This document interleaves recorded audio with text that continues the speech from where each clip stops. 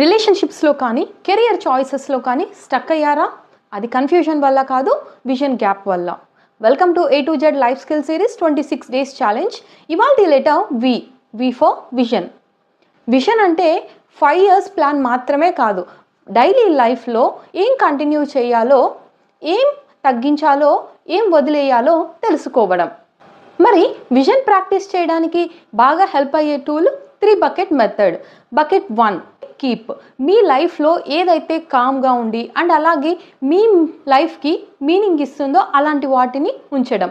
For example, మీకు set అయ్యే job, మిమ్మల్ని సపోర్ట్ చేసే మనుషులు, వాళ్ళతో రిలేషన్షిప్స్ని మెయింటైన్ చేయడం.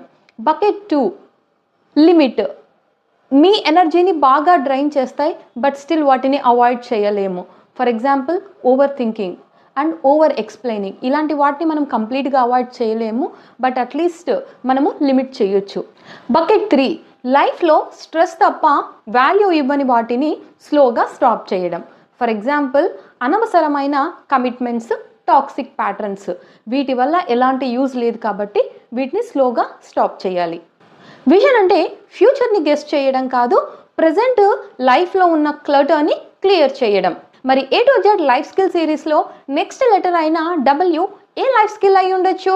గెస్ చేసి కామెంట్ చేయండి.